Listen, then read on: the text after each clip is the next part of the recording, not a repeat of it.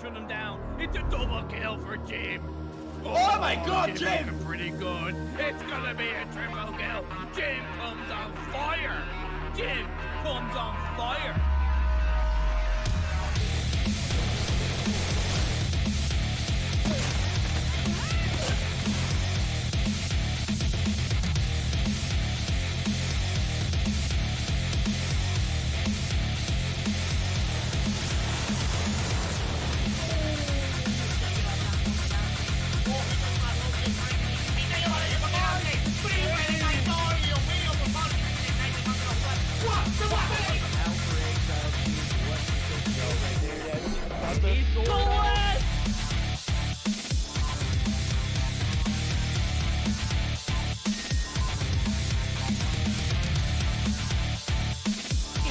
Angle, but couldn't land the shot. The dark scope, the two-piece!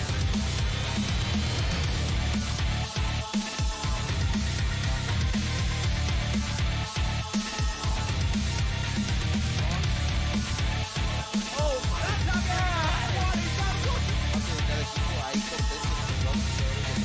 Trató de darle ese carpetazo ahí con una pinza y rápido se voltea y se destaca una marotagem He's gonna be able to take out. Oh my God! Oh no! He was down to 1 second on the clock. Já pegou bala na cara do Master. O Almairinho vai tentando fazer o primeiro.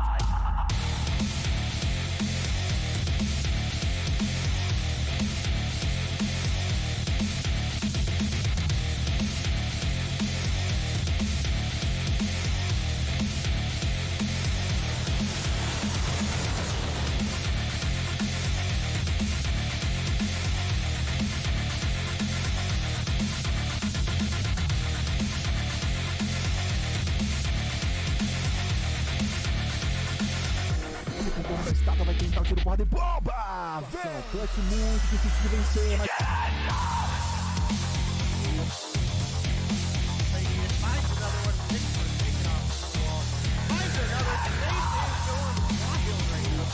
Square on the body that you hit. He no-scoped Raballo right there. He no-scoped.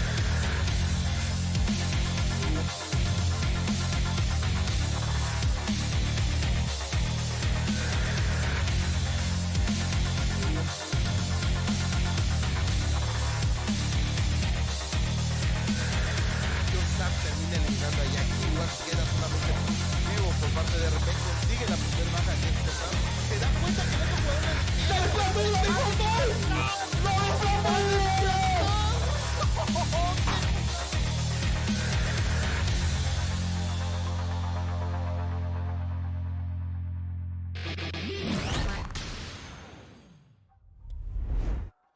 And good evening, EU. We are back for week 3, day 4 of Mobile Mayhem Winter 2022. As always, it's your boy Verdict. We're back with a great new rule set that we're going to stick behind. And with me on the right, as you can see right here, I had to look on the screen because I was like, yeah, this guy right here. That guy right there, look at that beautiful face. He's going to be getting a haircut later this week, man. So enjoy the long, luscious locks of hair he's got right now. I don't know how short you're going to get it cut, but I'm assuming it's going to be a little shorter than what you currently got. Probably going to be almost all gone. All gone? Tip fade, maybe? Yeah. Line up? It might be all gone. Yeah, let's go. All right, well, you know, we're back with it.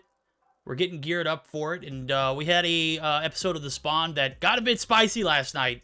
Went a little longer than we expected, but certainly needed to do a deep dive and assess this new rule set. As a matter of fact, we had to go through all the recent rules that were, or the older rules that were already put in play a few weeks ago with Path, and I think that's what took so long. But we still had a great time.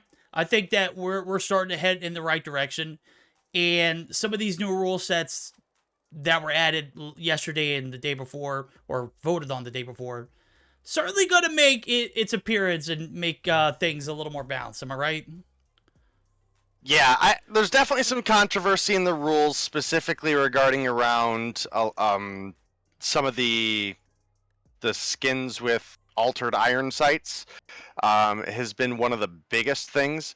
But another is obviously going to be the quick fix and the Stormball utility grenade. So I'm here for it. I'm having a good time. I don't care what anybody says. So well, there we go. Let's do it. Let's do it. We're going to go ahead and jump into our matches of the day. As you can see on screen, we're going to start things off with probably the spiciest matchup of the day. That's going to be the Anarchy and Nova Esports. We're going to highlight this matchup. This is going to be the one that we expect to go the distance.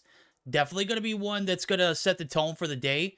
It certainly should be one of those matchups that we see at least a Game 3 in. I'm begging for a Game 3. I know Anarchy have it in them. I, however, don't think Image is coaching them, which I don't know if it's going to make a difference or not, but certainly makes it, you know, we'll evaluate their results with and without. So that'd be an interesting thing and take to have on the side. So Animus and Elysium for matchup number 2. Certainly going to be a banger as well. And Omniscient and Aphelion, 2 qualifier teams who we've seen Omniscient, you know, hit the highs, and then we've seen them just hit lows recently. So they haven't even gotten a single point on board yet. This is their opportunity to claim some points here. And then we're going to end the day with, you said it last night, it's going to be an interesting one. Illuminati EU on a upward battle to, you know, claiming that, what's the Legend Killers, you know, role. They certainly have it in them, and they're going to be having to take on FN 420, who have proven to be a pretty stout opponent as well. So, results, or not results, but standings for the season so far. We've got one team up top, and then we've got a little bit of a closer gap midway through. So 55 for Nova Esports, Anarchy with 45, Illuminati with 40. Certainly, you know, these 3 teams are going to be playing today. Certainly going to shake the top 3 up for sure. Am I right, Dave? Oh, yeah, absolutely. There's a lot of talent spread across the board for Europe, and you have to respect that, because we've seen teams that we expected to do great not perform as well as we expected, and we've seen teams that we thought maybe were in, you know, kind of the middle of the pack come through and shine. I think one of the biggest ones to make note of there would be probably the Anarchy versus Animus matchup. So Animus I would compare to, especially with last week's results, the Seminole of Europe, right? So Seminole is the NA team that everybody thought was just going to come through and sweep. Animus was the EU team that I think a lot of people, while there's a little bit more competition at the top, or seemingly at the beginning, was the case. We saw both those teams fall, and not only did we see them fall, but we've seen a couple of them fall multiple times, with Seminole, for example, losing both of their matchups last week. So I think it's exciting. I think it builds a lot of suspense in the scene, and it really shows that, you know, through roster mania here, you can get a full team of 5 absolute slayers. That doesn't necessarily mean that is going to be the strongest team. What's good on paper doesn't necessarily mean it's good for everybody. No, you're absolutely right. And I think one of the things that we noticed over the weekend too was, or maybe it happened last week, I didn't get a full cap on the addition of Shift in the mix for Animus too. So certainly going to be one of those top contending rosters. Certainly going to be one of the best EU seasons that we've had to date. And you know, taking a look at the standings yet again, I'm looking at, you know, Animus sitting at 25 points. Certainly going to be making a break for, you know, getting some points on board, and they're going to certainly have their hands full with their matchup with Elysium. So I'm not saying it's going to be an easy 2-0, but based off of what they've done in the past, certainly should put them in that 45 to at least 40 point range. 117 not found. They don't play today, so they're going to be sitting right there on that 5th place spot regardless. Elysium sitting in 20. They got a tough matchup again. I just mentioned it. And then FN 420. This is where things get interesting. They're sitting at 20 points now, but they've got an Illuminati team who, again, are on the upward grind, continuously getting better and proving me wrong in a lot of cases. So they 2-0'd Omniscient on Thursday, and I got to say that was just a completely most unexpected thing that I was, you know, looking back on stream. And I just, you know, I posted a few clips from Gore. Gore was just a freaking beast in the OBJ. And there's a lot of potential in our roster. So we're going to be looking at that matchup too as being another highlight series of the day too. So You can take a look at it right there. Olympus not going to be playing today. Aphelion will be, but they are going to be facing off against the qualifiers champion, which is Omniscient, and then Omniscient right there at the bottom. This is not where we expected this team to be at, and I'm not saying they're underperforming, but they're underperforming. I know it. They know it. Day knows it. You know, you can see it on the look on his face 100%. I'm right there with you. You know, I still roll with Omni over Devious, even though Devious won that series. And I think we're about ready for our first series of the night. So I think we're just waiting on Day to, you know, open up game loop. It's freaking out, man. I'm working on it. It's having a fit. Jesus. Ever since this recent update, look, the game looks on game loop more beautiful than it ever has. The game looks fantastic, but it is unstable. It's rough. I haven't resorted to deleting it, and if it doesn't launch this time, I'll get on my phone and we'll do it from my phone for the rest of the broadcast or until I can figure out what's going on. But yeah, you know what? As a matter of fact, let me maybe, even if it does load, let me get my phone in there just in case if it crashes again. Perfect. All right, I'm gonna pull up best of 3 for everyone to take a look at while he does that. You can see it right here. We're going to start things off with a firing range hardpoint. Take off Search and Destroy for Game 2. And if it does go to a Game 3, which I'm 100% on board for, it's going to be a Summit Domination. This is a sweaty rotation. The Takeoff, Search and Destroy, you know, I'm a little iffy on, but again, it's a viable map. It's one of, you know, the more recent ones added to the rotations. And probably one of the worst, you know, maps added to COD Mobile, but it has grown on me, so I can't down it that much. And Domination on Summit has actually grown to be one of my more favorite maps. So, and for Domination itself. So, Anarchy opt to ban Domination Standoff, Nova opt to ban Hardpoint on Crossfire. So we're gonna get geared up for series number 1. We're just waiting for Day to jump in the lobby and, you know, we're finally going to get to see what those new updated rule sets. I know I made a tweet yesterday that, let me tell you, bro, if it was crypto, I would be a millionaire right now. I have never had so much success on a Twitter post. And I think it's up to like 55,000 impressions right now. I'm like, I am in my bag over that That's tweet. more than a normal month you get out of all your tweets. Look, before I posted that, I was right at 60K for the entire month. So, I mean, we still racing a 100K day, or? Well, I was already at 100K, so. What? Yeah. Man, I can't win for losing, bro. I can't. Look, I said let's get you to 100K. Oh, I thought you said race to 100K. No. Sheesh. No, But, not quite. What I was saying was one of the things that was missing on that post was, well, actually one of the things that made the post was, we had Quick Fix banned, and then we had Hardline and both Skulker staying in the scene. And after results were reviewed, apparently there were some players who double voted.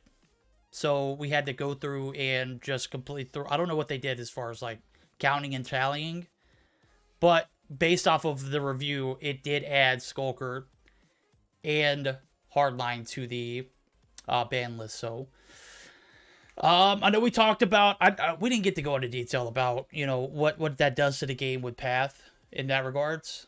I wish we'd have done a little bit, you know, deeper dive there instead of into where we were at beginning, where we were going over the rule set that we had already planned out and had already been using for the past few weeks.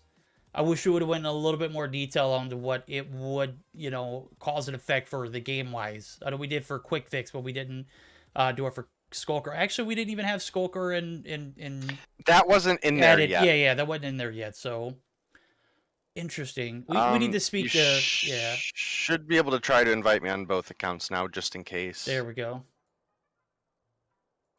Make one more spot for Dagaboo. Please and thank you. All right, there we go. If you guys are just now joining us, I did have the best of 3 up here earlier, and I'm going to show it to you one more time before we jump into this first game of the Nova and Anarchy series. Firing Range Hardpoint one more time. Take off Search and Destroy. Hate it or love it. It's here to stay. Summit Domination. Domination on Standoff is out the window from Anarchy, and then from Nova, it's going to be that Hardpoint Crossfire. So, I did shoot you an invite. I don't know why I didn't. There Yeah, we go. it's Yeah, joining. it's buggy. I get it. Have you seen that new little feature at the top, the little lightning? Click to accelerate on the Game Loop app?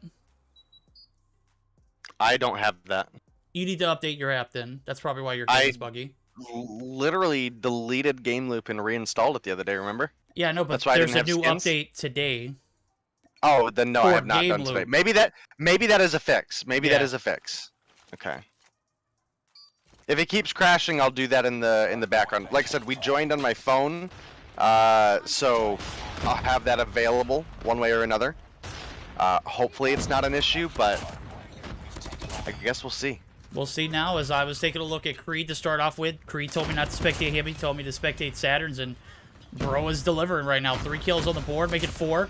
He's got 1 more to come through. Rondo does take him out finally, but damage is done. 4 kills on board, and off of the backs of having the the good side of the spawns here for P1 are going to be able to get 10 points uncontested off the rip, and now it's just a battle of battling and keeping that P2 spawn site, which I think is already compromised. It does look like Anarchy has made the break on that P2 site, and you can see it. Maybe not a firm break because firing range spawns are going to be held by Nova. And I do see Brixa actually spawning out towards A-Long, so this might be a hard-fought battle here for this P2 for the side of Anarchy. Well, we will have to see as things continue. It is a lead right now for Nova, but that could obviously change at any given time. Especially with us playing a longer series than we're used to in the past, right? So definitely a lot of potential here still, and I gotta say this Nova team still looking cracked with the addition of Spy and Creed as well. I have high hopes for this roster, but we've seen other Titans fall.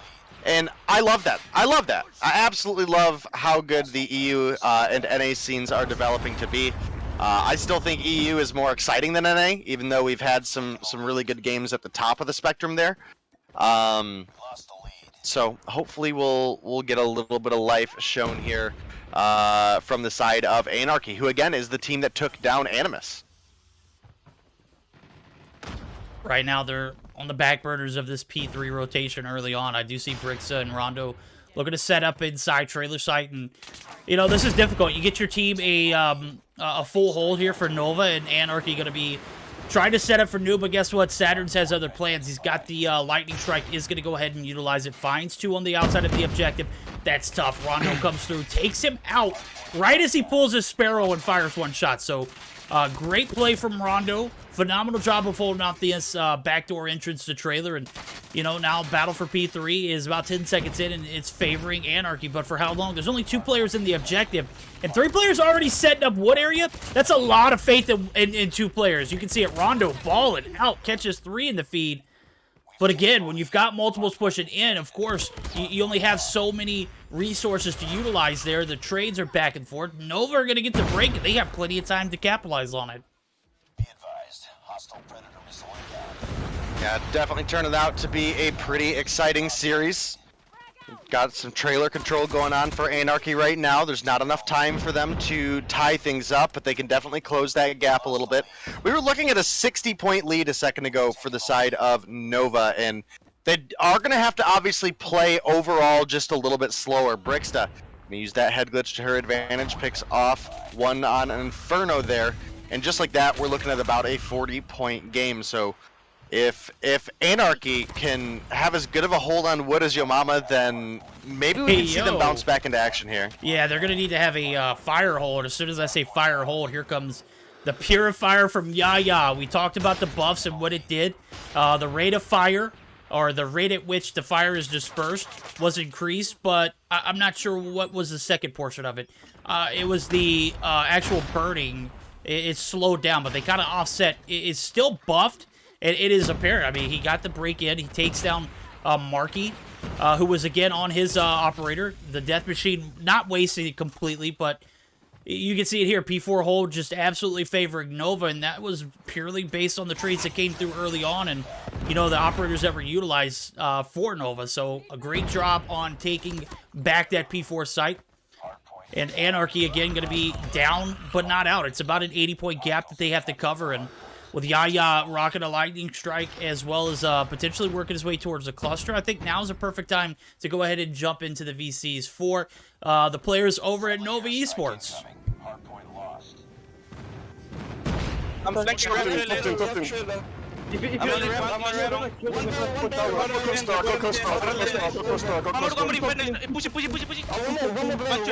One more barrel. I respawn lowest. I spawn lowest. I'm gonna smoke. He's on left side. One barrel. Top 10. Site is weak. He's on point. Site is weak. Purify dead. Two dead. One is tower. You don't have to. Under in tower. One city dead. One more city. Six for next. I'm city. Bottom team. Bottom 10. One shot copy. We need to rotate. Rotate next. One mid nade. I'm pushing tunnel. One tunnel. I'm gonna go hop up. Okay. He's on. One ramp. Next one shot. Push. Yeah, push. Tunnel. Please. I'm one shot to you, bro. I'm in copy. You have Yeah, I've got lightning. One more Wait. side dead. One lowest. Pretty nice. Thank you. The win is done. Channel. I'm shaking. Fuck. Nice. But I'm watching bottom thing. I have bottom thing. Some back. Bottom team pushing sandbags. Bottom team one shot dead. Top 10. Sandbags, one sandbag.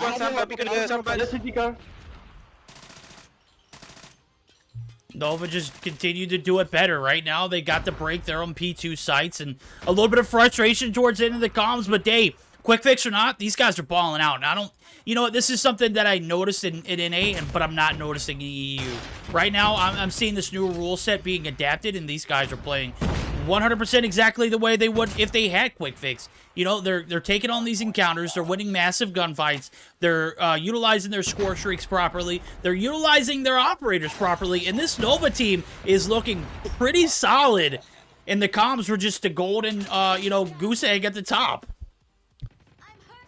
Yeah, I mean, they definitely came through incredibly solid, and you can see that reflecting here. They've got themselves up to a 100-point lead, so it's still doable. We've seen comebacks happen, and especially on firing range, there always is that potential for maybe a good trailer break here and a good hold on wood.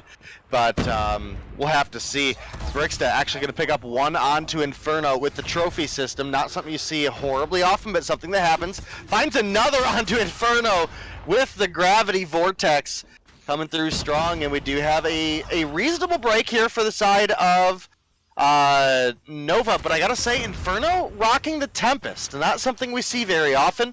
In fact, something that Path was pretty certain was not super viable in the meta right now. Didn't work out for Inferno, but we will have to see. And obviously you guys can see that new rule coming into effect of no mythic or legendary skins, or I think the technical breakdown is nothing that alters the iron sights of a weapon unless if you're using a red dot. So when you see things like Creed with the Horseman's Pick, that's why you see him rocking a red dot on that weapon. Yep, and sure enough, you're 205 to 127. A little bit of dog left in the fight over here for the side of Anarchy, so they made it a little scrappy. They get a majority of that P3 spawn, or P3 site, and the rotations over the woods so far so good are going to be taken down, but it's a back and forth affair. I can't really tell who's going to, win it, but based off of what I'm seeing, there's a lot of presence here for the side of Anarchy. They can certainly, buy a little bit of time and make it to a P1 reset a third time around. It is certainly enough. They do come through and contest long enough to extend the game, but Markey looking for the entry on the backside is going to catch transition kills on galore. Spy going to catch him on the rotation into the point, and Nova right now are sitting pretty good. They've got a 220 to 134 lead. They've been in control for a massive amount of time here in this game, but Anarchy's starting to finally kick in and put some points on the board. But is it a little too late now as we're starting to see this P1 reset come through a third time around? I do see Saturn's with a cluster strike. This is definitely going to be problematic. He's going to go ahead and rock it and throw it right there on that P1 reset, and this might be it for the side of Anarchy. Yeah, quite possible, especially with the cluster coming through on P1 here. Less than 20 seconds of hill time to go for the side of Nova. but they weren't really able to get on the hill too much. You can see them picking up about 4 total seconds of time so far, but burning a cluster and being 20 seconds into the hill is not looking great for them. Anur is going to drop on through, picks up the kill onto Yaya, but unfortunately for the side of Anarchy, they're just not able to get into a position to keep Nova off this hill. Time is ticking away. There's 4 bodies on the hill, make it 2. And I just think Nova were a little too much for the side of Anarchy here. No, they were definitely too much. They get a massive advantage off the first set of rotations, and you saw it there. They got enough of what they needed off that P4 site going into the P1 reset for a third time around, and things got just way too out of hand. You got 3-4 players rushing the objective. They hold the body count. They control the perimeter, and an absolute dynamic performance there from Nova. Anarchy still looked pretty solid. Just, you saw it there towards the end. They let their opponents get too close to a match being done. And, you know, it's only so much you can do when your opponents are literally like 15 points away and you're 150 points down. So, or 100 points down, needing 150 points to redeem yourself. 143 to 250. It got spicy towards the end, but again, Nova just coming in and handling business. Saturn's 32 and 17, 2 minutes and 16 on the hill to go along with it. Creed said watch him. We did for a majority of the beginning, and we kind of bounced around from there, but Creed certainly putting his name up there in the contending spot as well. 33 kills on board for himself, and 46 seconds of OBJ time. So the flip side of things, a little bit of struggle. Onur playing that Slayer role, picked up 31 himself. A minute and 3 from Marky, 24 and 32, and it's just a ray of negative after that. So certainly a frustrating game 1 for Anarchy, but you know, we'll see how interesting it gets here in this Search and Destroy on Takeoff. Yeah, and I think one of the things to make note of here is that change of taking Quick Fix out. We didn't see any 40 bombs this time. We may still, but I think they're going to be substantially harder to get. I think you're going to see less quad feeds in the mix, unless if you get an operator out. And I think it brings a bit more competition, in my opinion. I believe it. I think the new rule set, I think, rewards good team play 100%, more than yeah. previous rule sets. I think one of the things that Pat mentioned last night was the removal of Quick Fix and the ban of Fast Recover. Now, what that does, he said it incomplete. If you get hit 4 times from a Type 25 bullet, you're going to be down to 4 HP, right? You win that gunfight, you're recovering. It takes 5 seconds without any of those perks before you start recovering, and then it's a second for every 20 health recovered. So you've got a total of 10 seconds to fully recover before you're, 100% back and ready to take another gunfight on. Now, we saw that 100% in full effect on Sunday night when we casted in an NA tournament. Today, I didn't see a lot of that, that slower gameplay and slower push. I just saw a lot of team gunfights won early on, a lot of individual gunfights won early on, and a lot of dominance and control early on from Nova. So I guess it kind of, pays to be good, right? I mean, you can't nerf someone being good. It's just, at that point, Nova were the better team off the rip. Yeah, I can definitely agree with you there on that one. So I'm excited for this series. I think there's a lot of potential that it could still go pretty deep on in, even though we saw Nova with a fairly dominant victory in the hard point. But getting to the search, maybe things can turn around a little bit here. Maybe we see Feints particularly popped off a bit last week, as well as we've got some other really, really phenomenal sniper talent here on this lineup. So I'm excited for it. I hope you guys at home are excited for it as well, because it's coming to you live right now. Yes, it is. We're in the mix here, taking off here and Takeoff. Search and Destroy is going to be the name of the game, and this is going to be a opportunity or an opportunity for Anarchy to even things up. But we saw how well the hardpoint was played. That's a lot of momentum in favor of Nova, and right now, nobody being too aggressive. I don't blame them. If you're Anarchy, you got to play this flawlessly. Can't give your opponents any kind of early advantages. As soon as I say that Rondo and Creed do trade, Marky going to get that refrag there from Creed. And got a 4v4. Bomb still in the hand of Spy. They're playing it a little reserved now, looking to make this stadium side push. But you can see it. There's a 3-player push over to the B site. I don't know if this is for a diversion or for picks. I'm not 100% with Spy just being there all on his lonesome over at that A site. But lucky enough for him, no one there to really contest. So playing for information off the bat and 50 seconds left in the round. Starting to make for a little bit of a, intensity riser.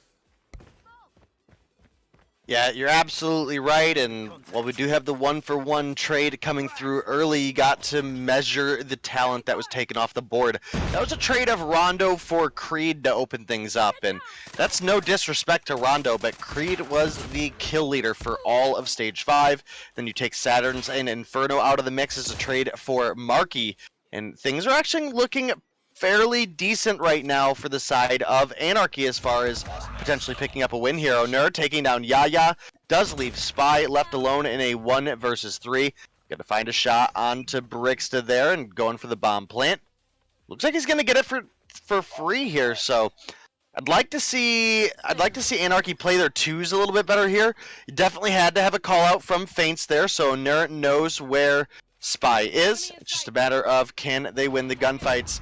Sure enough, Onur finds Spy, and first round is going to go over to the side of Anarchy. That was almost a great comeback round there for Spy. I know we saw him struggle last week in S&D in particular. Everywhere else, his game was on point.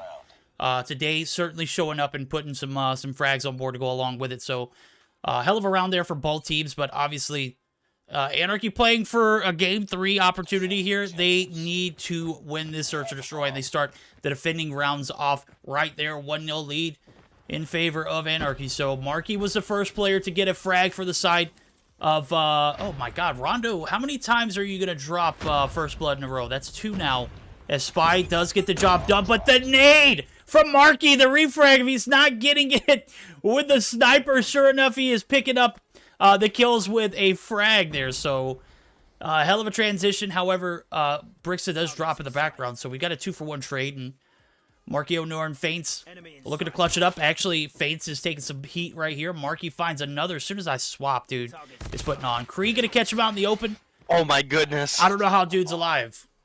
That was a great slide from Marky there. Just barely threw Creed off enough to get him around the corner. And that does keep things at a 3 versus 3 with a minute to go. And not only that, but we have confirmed bomb down on the B site for the side of Anarchy. So we'll have to see the angles that they play. Obviously, you can see the rotations. We don't really have anybody popped up. But Marky, you got to win that gunfight. You had first shot on Creed. You made the great escape earlier, but Feints, fortunately, with the Renetti, comes through to clean things up. Looking on over towards Feints' side, though. He does have Yaya here. Onur going to take down Inferno, and now another 2v1 in favor of Anarchy. Yeah, something very obvious that we need to point out. Marky does rock the quick fix in his loadout for that sniper class. So Yaya going to be the last player alive. We'll get an official ruling on that, but as of right now, we can't unsee what's been done. So 2v1 scenario. Yaya looking to clutch it up for the squad. Feints. Gonna bite a bullet or two, but is gonna be able to back, recontest. Oh my god. Now it's just gonna be Onur who catches Yaya with the body shots. Bro was body shooting, and that's tough. Yeah, a little bit rough, but sometimes that is the mix, and as we can see them coming on into the next round here, Nova is out. I am mucho confuso.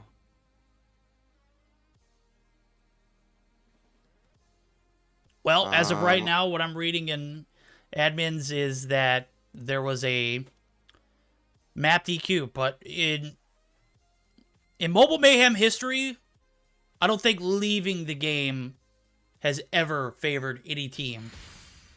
So what we're gonna do is we're going to see what the ruling is, what the verdict is.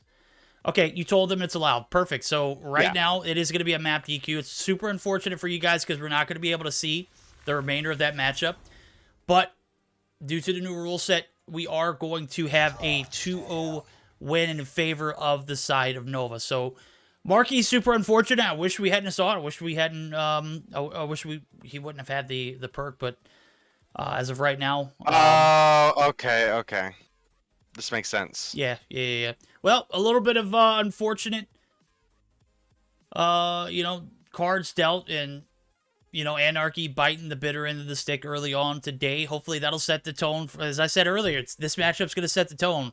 And already we got one DQ due to rule change updates not being in full effect for one team. So hopefully everyone from now on has... I don't know what else to say. Look, it's definitely rough. I'm glad you guys caught it because I didn't, but obviously that is going to come through and be just a flat-out W coming through for the side of Nova. And that's rough, man. That's rough. And especially because, presumably we had a great start for Anarchy, and they might have been able to push that to a Game 3. And now they're not going to get that opportunity. So a little bit rough, but definitely something we could... see be an issue in the future for other teams as well. This is a very recent rule change. I think it's going to take a lot of players some getting used to, and unfortunately, sometimes you learn your lessons the hard way, and that's just the way it goes. Yep, I just read it in chat. Rondo says tough titties. That's pretty much something that I don't know what else to say. It's tough, dude. Marky fried the beginning of that matchup. I didn't notice it. Chat noticed it before I did, and I looked at it. I was like, sure enough, we get to go ahead. Is that going to be a trend moving forward today? I hope not. I hope everyone who is playing today is able. I'm certain it was an accident, and I'm also certain, now that people have already seen a team get DQ'd for that. I think people are going to realize that the rules are the rules and they are being enforced, and will probably double check on their classes. There we go. Well, see, this is where editing your classes in game comes into play and has a massive effect. Obviously we talked about that last week. I made the mistake of saying changing your loadouts in game, but what I really meant is editing your loadouts in game prior to you actually starting the game, or you are in between game or rounds in Search and Destroy. You're able to edit whatever class that you have that you're using, and maybe select one class that doesn't have a banned perk. So I think that is a direction that COD Mobile needs to start heading into, because at one point, I know they updated it here recently, you couldn't even edit your loadout while you're queuing for rank. Now I believe you can do that while you're queuing. So it used to just take you to the screen that would just count up to 360. And if you got the 360, it just, timed you out and made you research. So I think that was a lot of time wasted. We talked about how Grim, when he plays Warzone, he don't like going into that, play again matchup screen. Well, it is much worse in COD Mobile. Thankfully, they did update and, made it to where you can change and update your loadouts or edit them. Can at least do something besides stare at a single screen. For 5 minutes at a time. Right? So, all right. So far, if you're just now joining us, kind of catch you up here. Rule set changes, obviously, in full effect today. Nova Esports get a smooth 2-0 over Anarchy on the backs of Game 1 performance. Just absolutely, I think Creed said it right. Saturn's just popped off, dude. Spectate him. I will continue to spectate Saturn's moving forward because bro's cracked, and in my opinion, one of the more underrated players in this scene. Glad to see him get a little bit of shine there. And when you have some positive affirmation from a player like Creed, definitely, not necessarily boost that ego, but boost that, you feel good, play good, you get results like this. So, unfortunate 2-0 on the backs of that Search and Destroy being a DQ. So, Anarchy not able to put a single point on the board. They're certainly going to feel that effect later on in the season, but as of right now, we're going to get geared up for our next series, which is going to be the Animus and Elysium. So we're going to pause for a moment, take a short intermission, get recollected, get the teams in the lobby, because right now it's a little earlier than we would normally jump into the next series. But without further ado, we're going to go ahead and try and get that matchup rolling. So don't go anywhere, guys. We're going to hear a quick word from COD Mobile, and we'll be right back after the short intermission.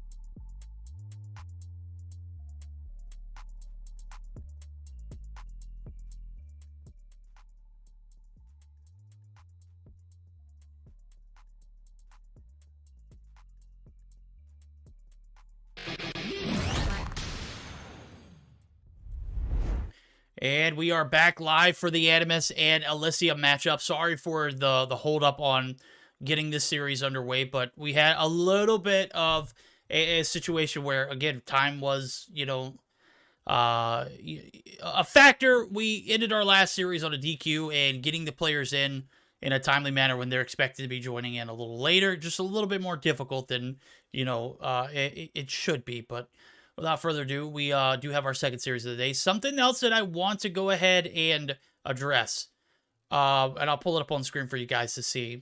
Obviously, we saw a 2-0 in favor of Nova Esports over Anarchy. We're also going to see Omniscient earn 20 points on the backs of Aphelion forfeiting the day. So I'm not 100% sure what the case was. I know that they needed a roster change, but couldn't provide that before the proper time. So they are not going to be able to play today. We won't see Omniscient play. We will, however, still see Animus and Elysium and FN420 and Illuminati EU. So certainly a shakeup today. Certainly one of those days that you could expect to be either shorter or longer pending, you know, rule changes. You know, obviously we've seen one DQ today. Are we going to see another day? Hopefully not. I'm really hoping not. This EU scene was exciting right out of the gate, and unfortunately the DQ today does hinder that to a slight degree, right? I mean, it's still a really exciting scene to watch, and look, I just hope they are able to keep it up at this point. I am 100% on board with it, as we do see the best of 3 across the screen. It does look like we're going to start things on a standoff hardpoint. Firing range, search and destroy, and then to cap it off, a summit domination. Animus have opted to ban the hardpoint Hackney Yard map, as well as Elysium opted to ban the hardpoint Crossfire. I couldn't tell, my eyes were deceiving me. It looked like Crossfire, but I couldn't 100% see it. But certainly going to be an interesting rotation. I love the maps that we're going to be playing on, especially in the game modes that they are picked for. So, Dave, what are your thoughts on this series? Well, I definitely think this one has a lot of potential to be really solid. I think anybody is going to be leaning on the side of Animus, but I don't think you can really count anybody out, right? I mean, this is a series that could potentially go to a game 3. I mean, that's a stretch, but Elysium is a team that has Slayers on the team. They just have been unable to be consistent in the teamwork department. And again, I think this current rule set promotes really good teamwork. And to me, Animus brings that to the table where Elysium does not. So if Elysium have tightened things up and look a little bit better, maybe we see some life. I don't necessarily know if we make it to a game 3, but there is potential we could see the games at least be somewhat exciting. Well, we're certainly going to see it come through eventually. I do see all the players are in the lobby. We've got everyone readied up, green check marks all across the top. For the bottom side of things, we've got everyone with the exception of one. Make it 2 now, as we do see the spamming of that start button. That's what I like to see. Current note, Nox actually received a ban on his primary account, so he is going to be using an alt, which is named Nox's band. So if you guys, if you see it, that seems to be, you know, especially with these pro players, they get these bans on a regular basis, and to work around them, it's super unfortunate, but it is what it is. We're going to go ahead and make sure everything's golden before we jump into the series. It looks like everyone's ready to go. 1, 2, 3. Just waiting on Shark. Come on, Shark, call me. Stay devious, Rehan. Stay devious.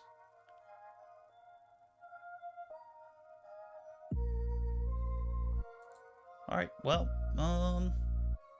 we're good to go. I guess, look, you know what? As long as we don't see a DQ anymore today, I don't care how much time we take in between matches, as long as we got everything squared away before we jump into the series, because the last thing I want to see from this rule set is more DQs.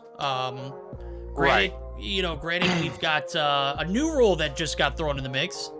Well, it's not really a rule, it's more of a amendment or a correction, to say the least. As I was taking a look at it, I was posting it, all the rules that have updated again for Super to see in Twitter. And one of the things that has been amended was any skin that alters iron sights may not be used without a red dot. Has been removed from the rule set. Mythic skins are still banned, and that is it. So I'm assuming we're gonna keep or continue to see legendary weapons with altering iron sights, but mythic skins are completely out the door. So no more mythic. Is that M13 mythic, or is it legendary? The one that we talk about that has the attachment that has The Morning Star, I think, is a mythic. Okay, so that's a mythic. The Fennec is a mythic. The one that has the iron sight or the red dot already attached to it. So super. What else? Well, I mean, I know there's that. No, I think that's the only ones that we ever see in competitive play, right? Just about, yeah. I think that should be it. Okay, so just a heads up, Shark's Wi-Fi did crash, so we're gonna have a minute or two before we start back up. It does look like he is back in the mix. Definitely didn't want anything like that. If the matchup is already not as tense with the rules being added in, Wi-Fi is always a factor. So don't want to see anybody lag out. Well, that would be the goal. We'll see as we get into this game. Obviously, one that we're expecting Animus to come through with the W. But again, we could see Elysium put up some numbers. We could see them potentially have a fight on their hands. So I'm pretty all right with it. Yeah, Animus is... I definitely want to jump into some listen-ins with both of these teams today, for sure. Oh, 100% right now. We're going to see a scrappy P1 courtyard turning into a graveyard. I know that's a little bit of a redundance because you can call it court, you can call it grave right now. It's certainly making its case to be claiming that graveyard call out because right now Tony popping off, guys, a 3 combo, has a lot of OBJ time to rack up. The contest comes through.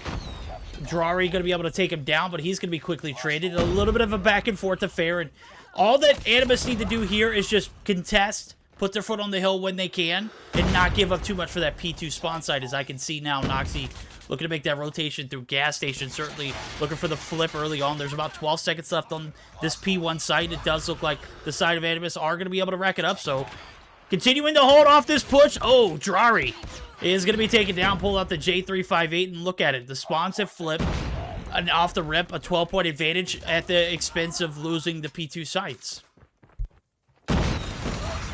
Yep, and as expected, we do see Animus coming through with the lead, and they're making their way over to try to grab those gas station spawns. Look like they're going to be able to. As you can see, Machine and Aether are spawning out on the other side of Bakery, and while it takes about 15 seconds to actually clear the enemies out, Animus do come through. Grizz, probably wishing he had quick fix there, took an extra gunfight, and does get dropped.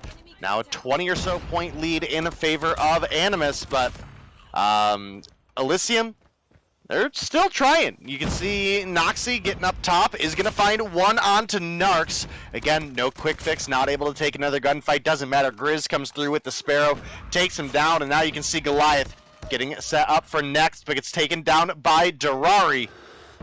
And Animus looking to extend their lead here. They are indeed, and I gotta say, even on that P2 rotation where Elysium get the early advantage, that's a lot of team synergy and a lot of team play that comes into factor. Granted, they weren't able to hold it. This is where I start to see a little bit of that team coming together and progressing and starting to play better as a team, in quotations. I am 100% aware of the name changes up top. It is 100% taken care of now, but I didn't recognize it earlier, and I'm glad one of you guys in chat did too. So, guys, if you are asking why the pay-to-win Iron Sights are not allowed, they are allowed right here. We are going to continue to see the legendary weapons being used. Aether comes around the corner. 100% great usage there from the low ceilings in a massive grab spike kill, but is going to be taken down, and that is going to be Animus just continuing to roll on in the objective. Looks like everyone's looking to set up for that P4 site. This is the biggest money hill in a map on any map in COD Mobile, in my opinion. You get this locked down, it is a 100% chance you're going to get 30 to 45 seconds at the very least if you could secure it. Right now, the holds have not been a strong suit for the side of Elysium, and they're going to need every bit of this P4 rotation. Well, and as we look at the kills for the lobby, it's right now Grizz leading with 18 on the board. He's double positive at 18 and 9. We do have Shark at 17 and 9, and then Narcs and Marvel are both at double digits with 10 and 11 as well.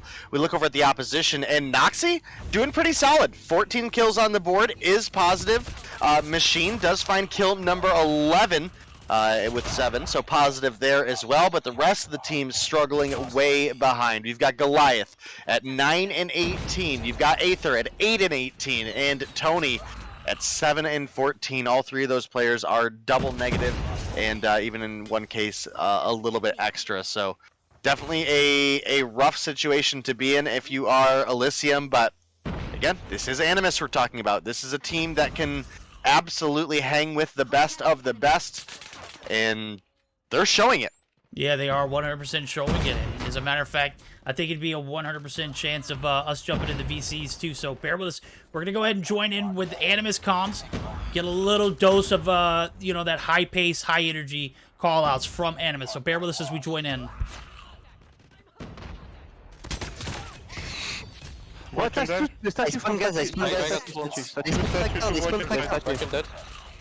They spawn boxes. Watch out. I push statue.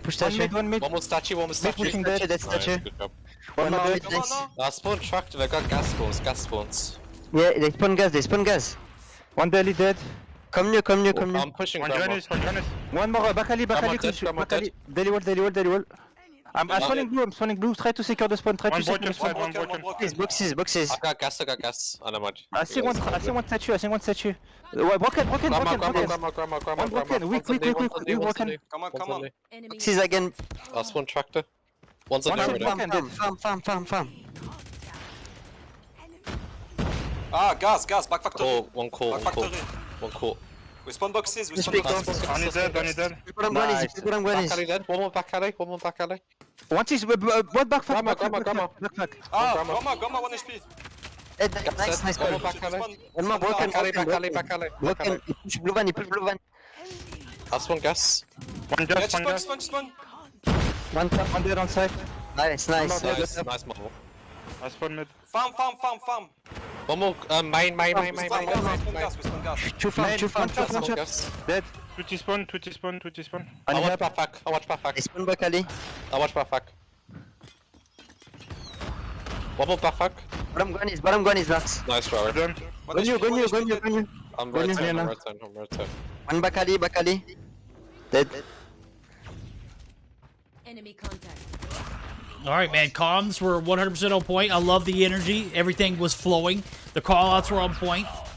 You know, the spawns were on point for call-outs. The direction in which this team wanted to approach this new objective, just absolutely on point. And right now we're looking at a 210 to 79. So some gold standard call-outs there from the side of Animus. You can see it. It's having a big effect here for this Elysium roster who are struggling, but have found you know, a little bit of improvements over the weekend, right, Dave?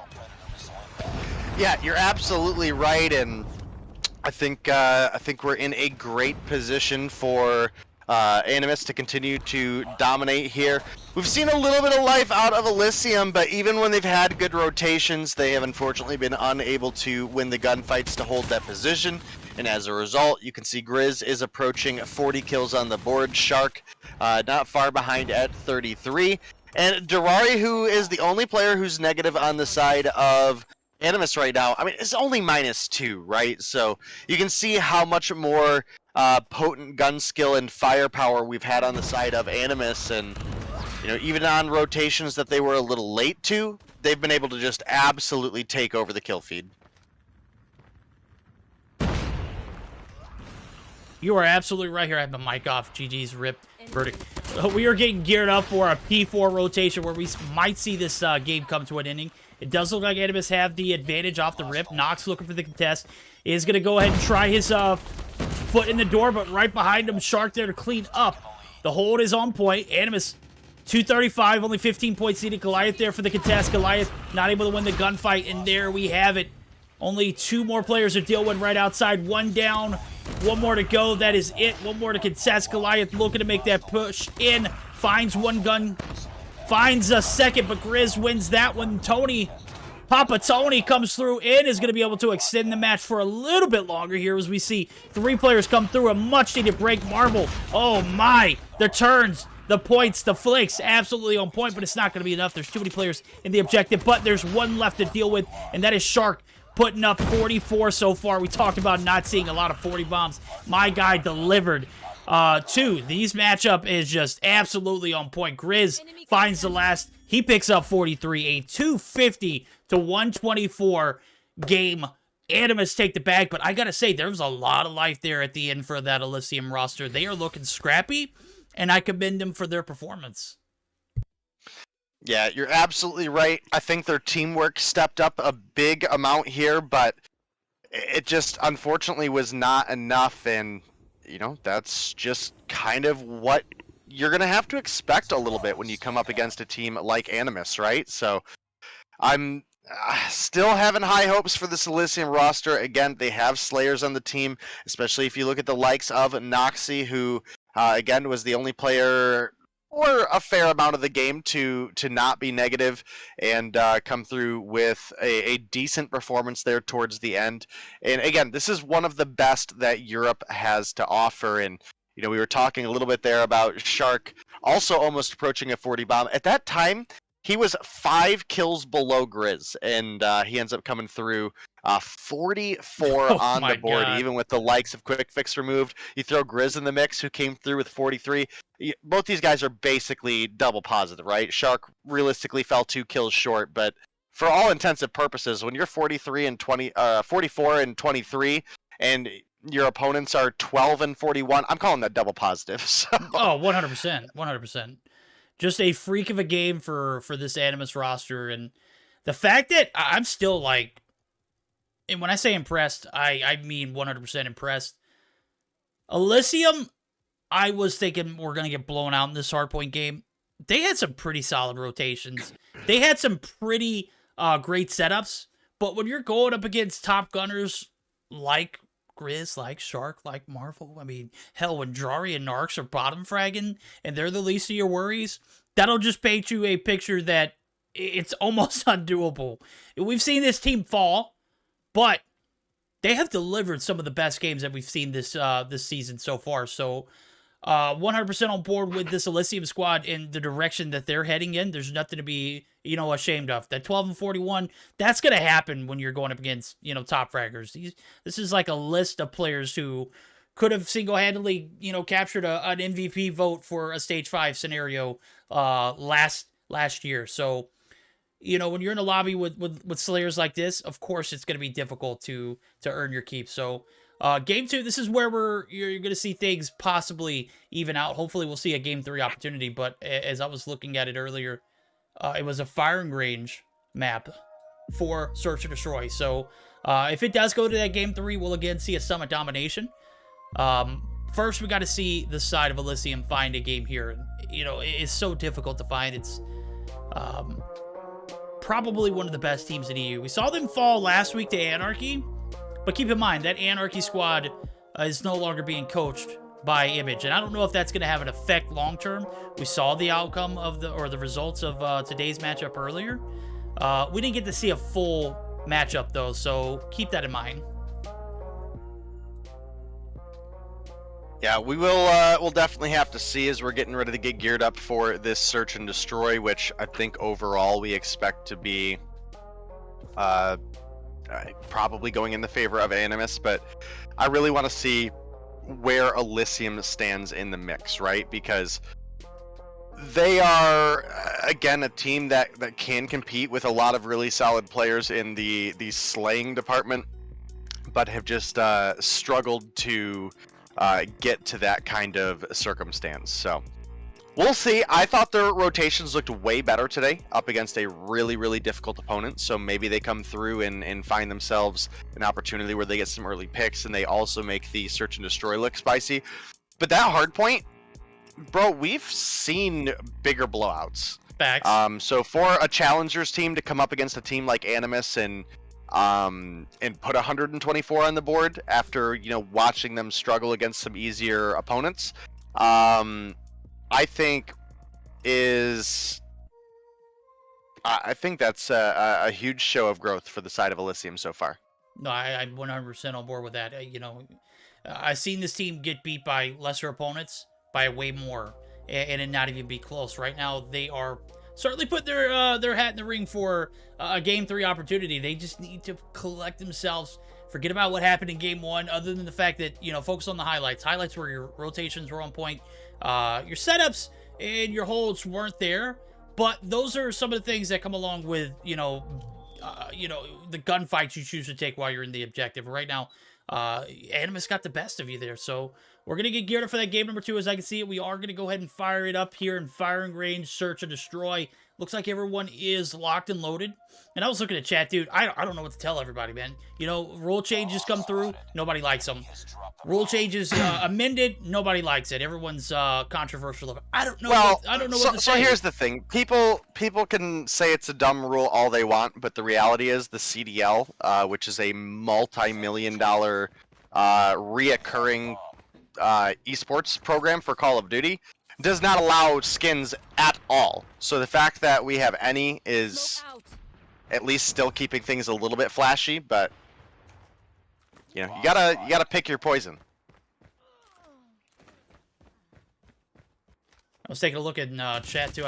Did we get rated at some point? Because we like spiked from 100 viewers at one point to 250 last game, so I don't know what the case was. If I missed anything, I'm sorry. Noxy didn't miss 2 there, but the third going to come through on the transition in that B connector site and a little B cubby area.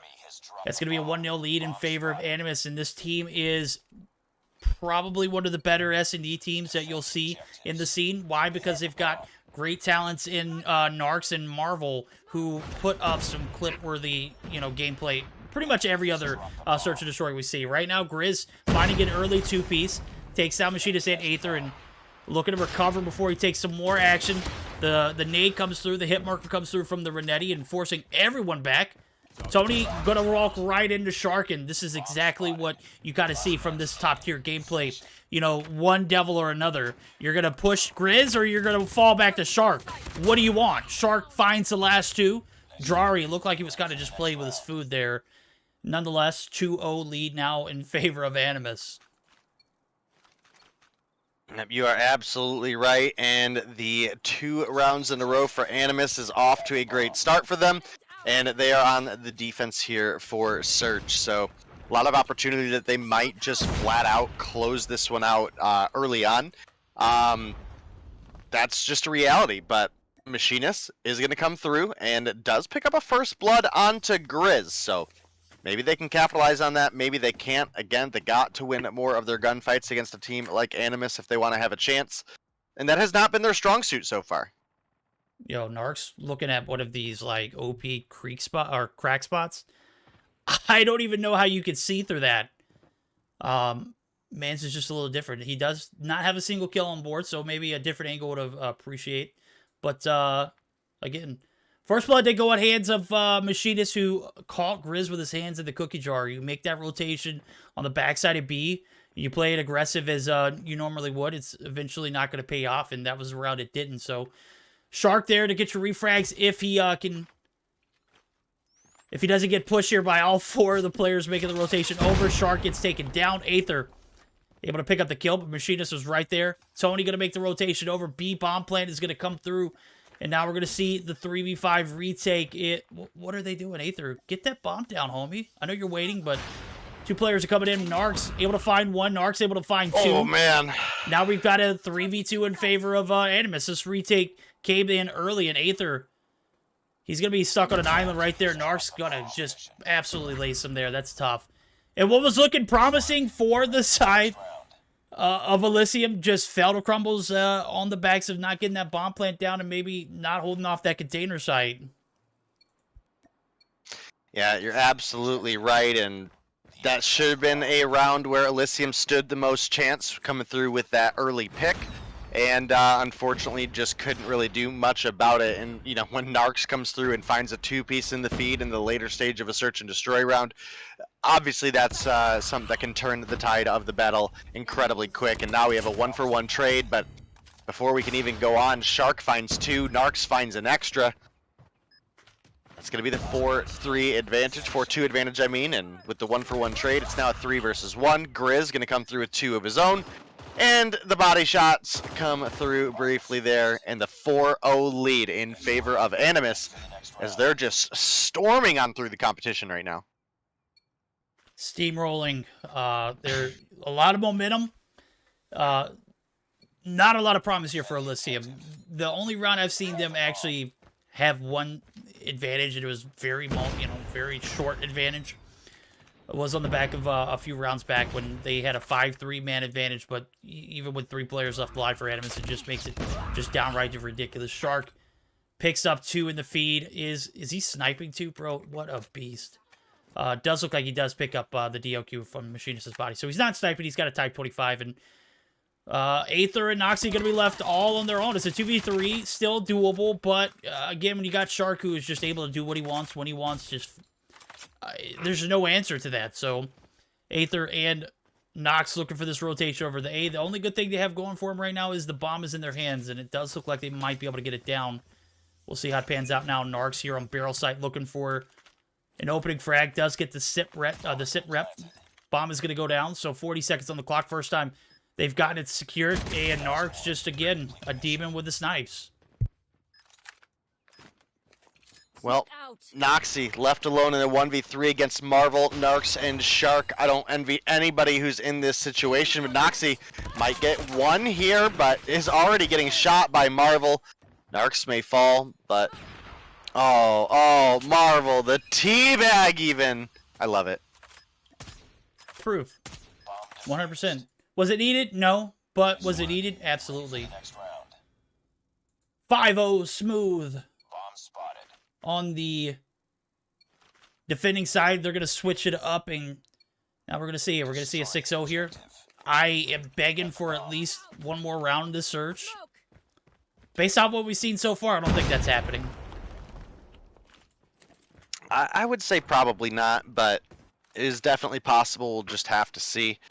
And we do have a first blood onto Grizz, but that didn't work out for Elysium last time around. Maybe now that they're on the defense, they can bring it a little bit more to their favor. Goliath picking up Narcs is definitely a huge factor. Narcs was popping off earlier. He does have 5 on the board. Man, Marvel. such a rough position to be in, right? I mean, obviously you got to play for the win, even if you're down at 5 rounds. But ultimately, as a spectator here, it does largely feel like even if Elysium win this round, it's probably just a matter of time. And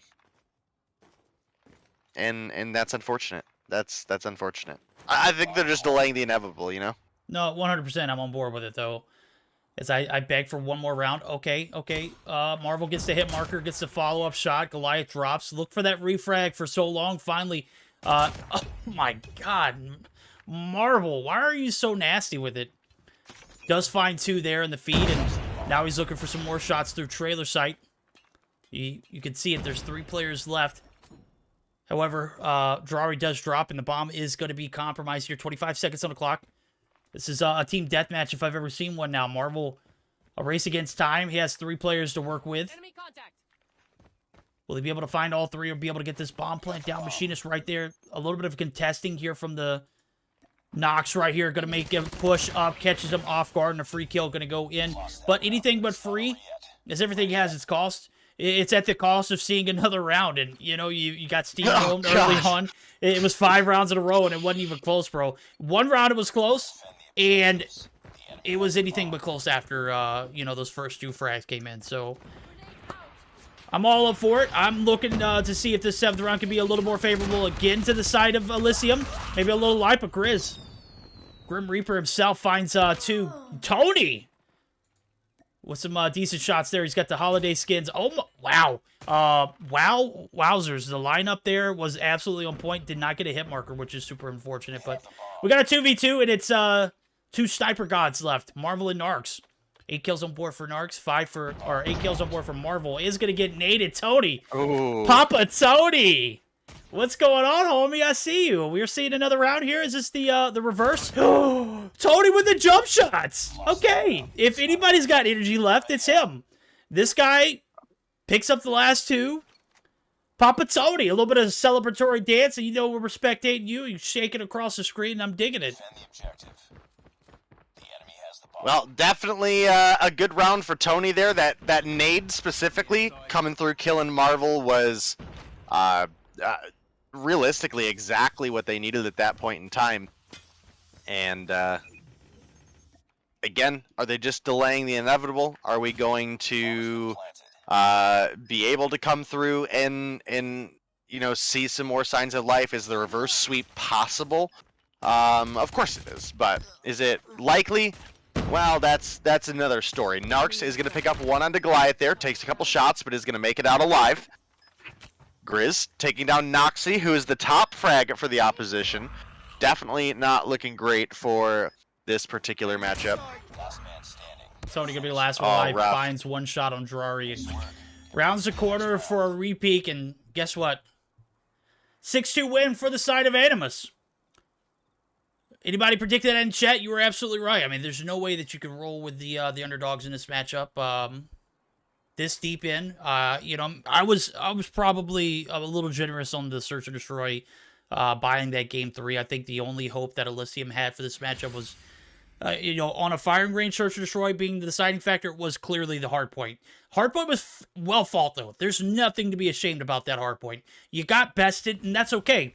Animus is a top contending team at any category. They played in an NA tournament this Sunday. They had the DQ because we couldn't get the lobbies right for ping. But I, without a shadow of doubt, thought that they could have handled a Seminole roster that was looking solid that night. They ended up winning the entire thing, but that would have been an interesting best of 5 to see play out. But was unfortunate we didn't get to see it. So a little bit of detracting there, or it is what it is. I felt that was necessary information because there's nothing that you should be discouraged about this matchup, especially, facing one of the better Search and Destroy teams, and in particular, better firing range Search and Destroy teams. And that hardpoint was clearly the only route to find that game 3. It's super unfortunate, but a lot of life still in this Elysium roster. They're heading in the right direction, are they not, Dave? Yeah, I think they looked better as a team today. Granted, the scoreline for Search may not have you thinking it. I think they looked better today against Animus as a unit than they did all through Challengers. Through the games we saw then, through the games we saw in previous weeks. So I'm excited and hopeful for Elysium. I never expected, even if they had a good performance, that they would come through and win the matchup. So the fact that we, had something good to talk about the whole time in the first place is actually not too bad. There we go. Well, that's it for that series. Animus 2-0 over Elysium, as we can see it on the board here. Results of the day are updated. Nova Esports on the backs of beating Anarchy, and this is something that's going to be interesting too, because I just saw the message in Discord. We'll go over it as soon as I pull up standings. But Nova Esports going to be able to take those 20 points, and Anarchy going to find themselves at a -10 marker for the day. So the DQ now enforces that rule set. If you forfeit, you lose 10 points. It's -10 points from your current standings. Also, if you disqualify due to using a banned perk such as Quick Fix, you will also receive -10 points. So that's going to be crucial as I pull up the standings page for the day after this recap. Animus obviously come through in the chat. Yeah. Youch! After Anarchy comes through and beats Animus last week, they lose 10. Oh man, that's rough. That's brutal. So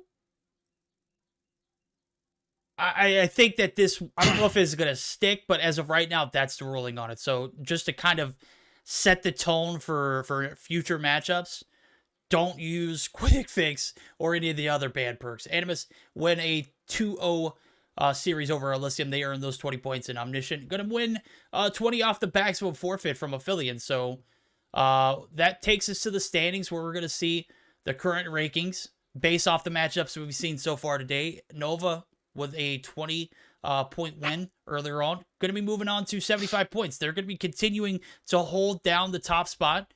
And that leaves Animus, who were able to pick up 20 points today, sitting at a 45. That's a lot of ground to cover. Granted, Nova hasn't had an off day yet. That's still a lot of ground to cover. And you didn't benefit from the Anarchy disqualification because you lost to them last week. So you don't gain or lose points because of your opponent's mishaps today.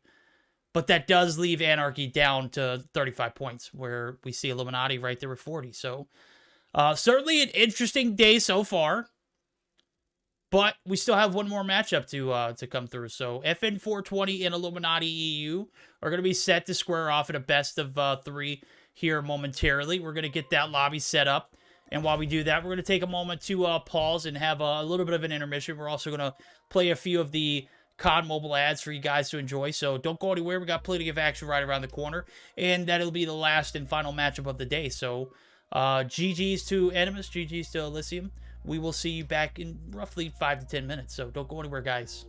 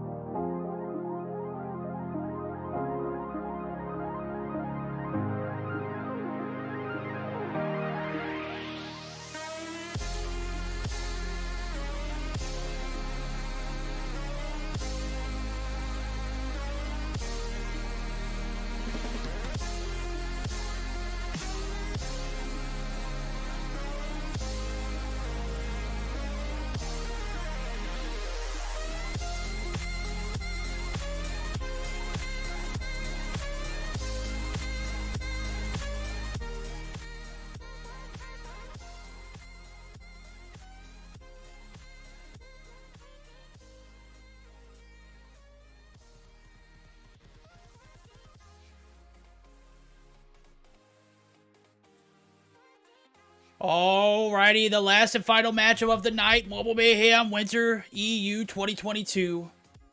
As we're getting geared up for an FN 420, good old Fort Nuts 420, and some Illuminati. Does appear that everyone's in the lobby ready to rock and roll, and I can 100% not confirm or deny if Day's wearing pants or not. I am not, actually. That is very suggestive of you. Oh god, get out of here! Alright, well, guys, last series of the night, certainly going to be a banger now as we're going to get geared up for a best of 3 that is looking quite spicy across the board. We're going to start things off with a Hackney Yard hardpoint. Crossfire Search and Destroy, and a Standoff Domination. I absolutely love this rotation. I think this is the best one we've seen. We've seen some pretty decent ones so far, but there were some questionable maps in the mix for a few of those. But here, I think this is about as great as it gets. This is a golden best of 3, if I've seen one today. FN 420 has opted to ban Hardpoint Crossfire, which I absolutely love to see banned. And then Illuminati banning probably one of Day's favorite maps up. That's going to be the Hardpoint Raid. So looking to be a banger of a series. And based off of where we've seen Illuminati EU so far, this is going to be the pinnacle for them. This is going to be, you know, are they going to rise or are they going to fall? Well, that is a ginormous question that we're going to have to wait and see if it is going to be answered here. So, hard to say. And we are getting connected in. So, General Gore, obviously going to be one of our players to watch out for. Hopefully, if we get some voice comm listen-ins, maybe we'll get some of that boot action. Yeah, some of that friendship in him. Yeah, that's my yeah. There we go. Trades are going to be made. It does look like P1's going to be a scrappy one. So far, so good for the side of Illuminati. They're getting their fair share of the pie and a little bit of perimeter control. General Gore finds one, but the break comes through and it's massive here. Starraker putting some work in, but Balance holding down the fort, and Lydia there for the objective as well. Gracie on the contest. Candoff laced. 1 for 1 though, but Mojito comes through with a nice 2-piece of his own, and that is going to be the break that was necessary here. P1 spawns, obviously going to be favoring that P2 rotation, and you know, if you are the side of FN 420, as you can already see it, they are certainly trying to hold that P2 fire shot, or tire shop. Good God. And Viri is going to be the anchor in the back, so certainly looking for that rotation to come through now. There's about 10 seconds left on P1 rotations. Mojito's going to be taken down. 38 points and counting here for the side of Illuminati. This is a massive start that they needed, right, Day? Oh, I mean, this is a must-have for them. So, they were one of the teams that I think surprised a lot of people in the qualifiers. Right? They dropped early on in the losers bracket, ended up losing to Omni in I think the first or second round. I think it was the first. And they made a long, hard-fought comeback all the way through the losers bracket just to face Omni once again in the finals. Ended up dropping it there. Came back to beat Omni during the main season. So you cannot sleep on this team. You can't sleep on them. They get an early break here in P2.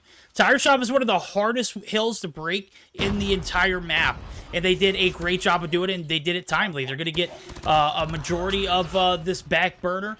Granted, Balance and Slayer doesn't win these gunfights, and sure enough, they do. So the retake comes back through for the side of FN 420, but we'll stand here. Look at the points. Much needed time off that P1. They contest a lot in P2. They get the break. They stick for a little bit of time there, and they still have the advantage. So Illuminati already off to a great start, but I gotta say, FN 420 picking up a lot of kills along the way. 9 and 4 for Balance. On the flip side of things, the only person who is up there is Candoff, who's got an 8 and 5 now. So we're gonna see P3 open up and off the rip. These open points have highly favored Illuminati so far. P1, pretty open. Not necessarily as open as P3, but one of those toss-up hills, and I gotta say, they are taking full advantage of these rotations, and this is not normally where you see a lot of the point being occupied. And Illuminati able to stay on the point for this long without contesting. That's a big dub for them. Yeah, you're absolutely right, and Illuminati have the lead by about 35 points, 34 to be exact, but again, this is not a easy team to defeat, right? You got the likes of Slayer here, Veer, Balance, Donlai, and Lydia to round things off. This is another one of those teams that we expect to be competing near, if not at the top of Europe. So the fact that, we're where we are at in this game, and the Purifier comes out. This is one that we were talking about on the spawn the other day. The time to kill in a close range scenario with the Purifier can be absolutely nuts, as you see Donlai get absolutely obliterated there. And Gracie, 13 kills on the board. Yep. Its counterpart there, the Super Soaker, the Purifier H2O.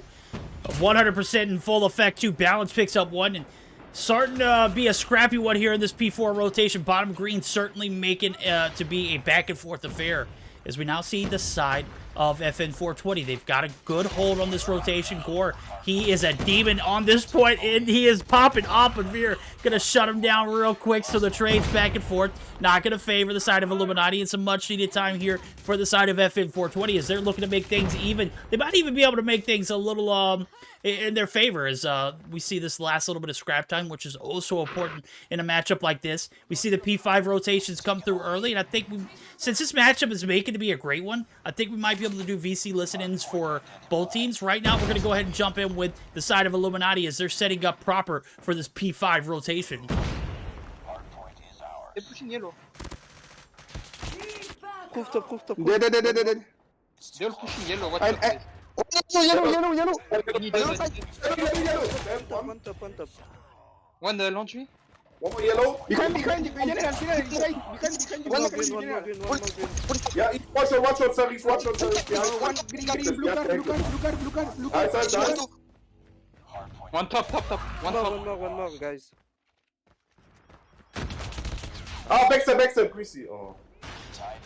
Oh, one top. Dead. Bookstop. Go next. Let's go next. Green. Alright, that's blue card. Go next. Make one. Dead. GG. One more mid, guys. They push it spawn. Mid dead. Press the spawn. Dead. Nice.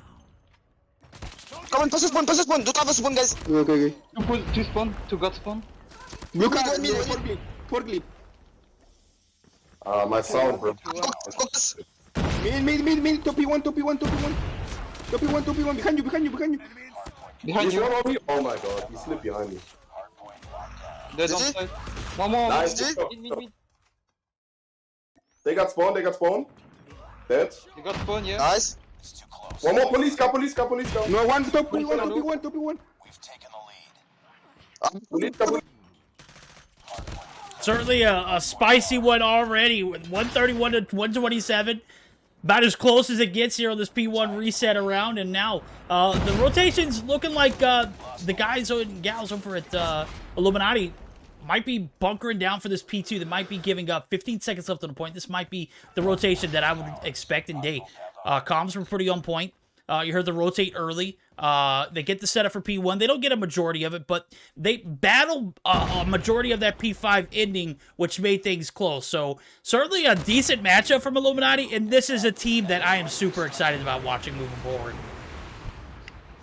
Oh yeah, me too. Their comms are on point there. You can hear them working together really, really well. They're a team that has improved non-stop since we've seen them come into the mix, and they continue to do so. Again, FN420 is, in my opinion, one of the stronger teams in Europe. By the time you look at, you just look at Balance, Veer, and Donlai, and look at the stage 5 talent there, and what, Slayer too, for that matter, right? And then Lydia obviously been a potent member of several teams that she's been on. Like, this is one of those super stacked teams that I think cross-regionally stands a good chance to be one of the best teams, and they're getting a run for their money right now by Illuminati, who are only down 40 points. And again, this is a team that fought through qualifiers and got 3-0'd by Omni in the grand finals, 2-0'd at the beginning, 3-0'd in the grand finals, and now Omni are falling off and Illuminati are absolutely shining. Yeah, they are. As 25-point deficit now as the P3 rotations come through. Gandalf was there early, but does get taken down. Lydia looking for some objective time. I gotta say, where we've seen a lot of, hill time come through in favor of the side of Illuminati has been on these open hills. Right now, they're going to be able to take advantage of it. Boot, the Fringe Eminem, going to be able to occupy now as he is playing the objective on his side. Bounce going to come through and take him out. Trades are coming through. Massive push there from Gracie, and it looked like Starker, but Starker drops. Gracie drops as well, and the trade's going to come through. 28 kills on board for Starker. I think he's the top frag for Illuminati roster. He's actually the top frag in the whole lobby. Slayer right there behind him does pick up his 28. The grab Vortex is going to grab 2, and now we're going to see 20 seconds before this P5 or P4 rotation comes through. Bottom green is where we're going to see, the team who can get there early and hold the point. Take the advantage. Gore looking for some scrap time. Mojito able to win some gunfights there. A bunch of team kills and a bunch of players from Illuminati occupying this P4 rotation early. As we can see, 3 players from the side of FN 420 looking to make their way in. And, this is one of those points that is a money hill, but there's so many points to hold off. It's very difficult. There's so many points of entry. Granted, there's only 2 points to actually getting onto the objective. 3 if you count the top staircase. Certainly a scrappy hill to come through, and we've got a 3-point deficit that Illuminati has, overcame. Now we're looking at a close game. P4 rotation is just absolutely on point for both teams, but right now FN 420 getting the better of it. Yeah, definitely a crazy good game between these two teams. Do you think we got time to jump in with FN 420 real quick? Yeah, let's do it. We're going to go ahead and jump in. A quick VC listening for FN 420. Yeah, I'm holding left side, alright? One heaven. He's low. Ah, shit, yeah. He's on top. He's on top on X, yeah. Well, I spawned fully out. Just you guys. Well, one stop out, I'm gonna kill him. Yellow side dead. Roof dead. Come in. Gun him. Yeah, yellow spawn right. That's right, yeah. There's one on roof. There was I'm one. helping you. Yo, they're coming in hill. Help me. Oh my days. Side one shot. Nice. Just fully stuck in man. Keep yellow side. If we keep yellow side, they will die in the cluster. Few revenge. They're pushing in. Oh, Sparrow point. Sparrow coming in. Helping hill. I am in. That side, Sparrow. One yellow. Yellow dead. One yellow. Wow, man, this thing's coming down to the wire right now. We're looking at 5 points to close it out here. Game number 1. Nobody in sight for the side of Illuminati. One player does push in. That's Starricker on the contest, but he's going to be shut down in a scrappy ending to this hardpoint. Hackney Yard has left us with a 1-0 lead in favor of the side of FN 420. Day, I had to bounce out, dude. This thing was getting way too spicy. I had to jump in and put my twist on it. Some great call-outs, though, from the side of FN 420. They get the rotations over to P5. They get game 1. And I gotta say, even after such a close game, I still felt like Illuminati stood their ground and could have absolutely taken that game. Yeah, definitely a lot of emotions in the comms for both teams, right? And if we look at the scoreboard, there was a reasonable kill advantage for the side of FN 420, but I mean, we're not talking anything crazy. We've seen games where we've had teams up 70 kills over the opposition, right? And this is not the case. That was a fairly close one, start to finish. And as a result, you get a great scoreline out of the two. You get a 32-point win for the side of FN 420. Very, very respectable performance by Illuminati. I'm hoping as we come into the search and destroy, we can see even a little bit more. Very, very tough to call, though, right now, if we're going to see a Game 3 or not. Because, again, Illuminati, if you would have asked me at the end of qualifiers if I thought this team could compete with a team like FN 420, no. I'd have told you to absolutely get out. Yeah, I would have been right there on board with you with that. Yeah, and that has just not been the case, right? They've actually been doing exceptional, better and better every week. And if we look across the board, +1, 11, uh, 16 kills, I think, is an advantage for FN420. So a handful, but by absolutely no means a blowout. And Mojito comes through with 218 on the board for objective time for the team. And that's actually the top of the lobby on the losing end of the spectrum, too. No, you're absolutely right now as we're going to get geared up for that game 2. The deciding factor, will the side of Illuminati be able to pull up a game 3 opportunity? It's going to come on the backs of a crossfire search and destroy. This is probably the only mode that I see this map to be viable in. I don't know if chat agree with. They probably will. But you guys have been so back and forth today. I don't know if I can trust you regardless. So I'm just going to go with my gut instinct. Crossfire, Search and Destroy is definitely the only way to play Crossfire. So definitely going to be an interesting one. And game number 1 was so damn spicy day. I didn't want it to end there on that P5 rotation, but you can't deny this FN420 game. They came through, was on the back burners or being down a little bit in the first beginnings, but, you know, that's why we play in the 250 now. We want to see how the skills improve over the course of the game, how the rotations improve over the course of the game. You know, your operators coming through and having an impact on the rotations, the score streaks utilized to their fullest extent, and, you know, we got a big dose of this series in that game 1. Will we be able to see a game 3 opportunity and for the first time today, potential, you know, domination game to be played on air? I hope so, but I'm going to be honest with you. I don't know if it's going to happen.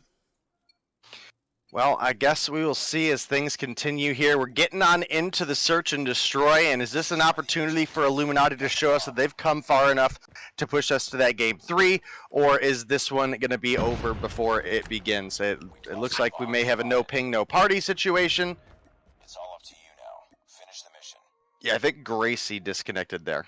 Okay, super unfortunate. I'm glad that happened before we jumped into the game. So, I mean, we obviously jumped into the game, but we didn't have any trades come through. We didn't have any objectives utilized yet. The bomb didn't go down, so no harm, no foul there. We're going to bounce out of the lobby and give it a second try. So, fortunate they caught it right at the beginning and not, you know, midway through the game, because to have this series go through on the backs of a 4v5 because one player disconnected right before, you know, or right in the middle of a matchup, that would just be super unfortunate. Right now, we are going to give them a second opportunity to reconnect, and hopefully we'll see this game to, you know, kind of be the decision maker if, you know, the day ends on a good note or a bad note. You know, and your interpretation of a good note is highly based on what team you're rooting for. I'm obviously rooting for a game 3, so you already know what I'm looking for. I'm looking for Illuminati to come through and put on some action here in this game too. Well, we're going to see as things hopefully get into the search and destroy here soon, guys. Of course, we're, you know, not going to, you know, DQ a team or anything there for disconnecting. It was right at the beginning of the game, so. Nope, we should be getting ready to get it in. Ooh, I actually, did you see the note about Tony in the Discord? Yeah, guys, keep Tony in your thoughts and whatnot.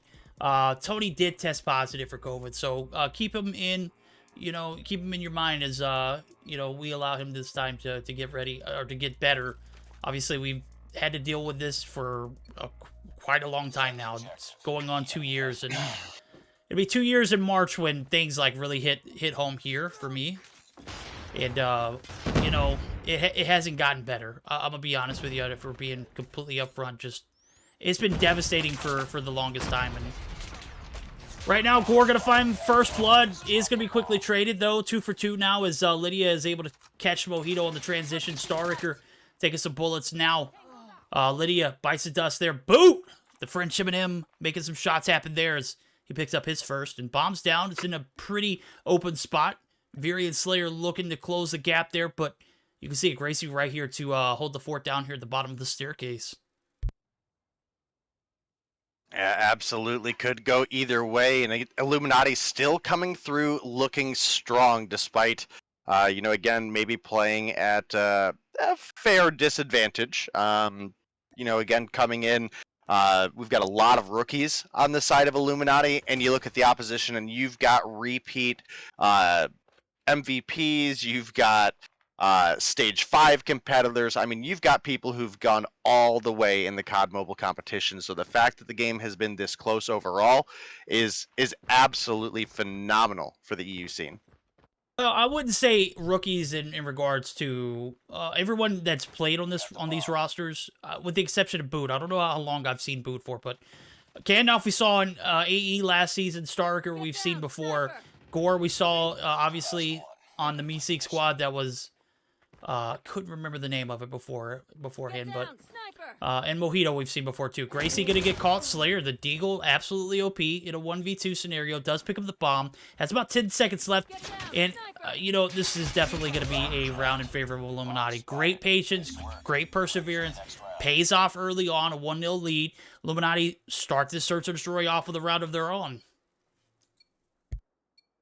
Yeah, and they're in a great position to continue moving forward here, and maybe push us to that game 3. And you did get me there. I mean, we're not entirely rookies on the side of Illuminati by any means, but as far as like a comparison of how much we've seen them in the scene, I mean, it's a substantial difference, right? So, General Gore going to open up with first blood onto Balance. However, that's actually incredibly huge for the side of Illuminati, but Veer is here for the refrag onto Gracie. Going to be a 1-for-1 trade. Still anybody's round here, but Slayer going to find another one onto Boot. The French M&M going to be taking it down here early on.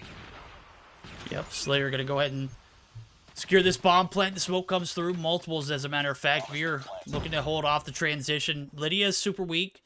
About 50% now as the recover comes through. Gore looking for the refrag. Catches some hands there from Simp. And now it's Mojito left in a 1v2. He's got about 30 seconds left on the clock. And a little bit of a rum shaker here now is got to put a little bit of effort into making the rotation over. But he's got to be very careful because 2 players looking to take him out.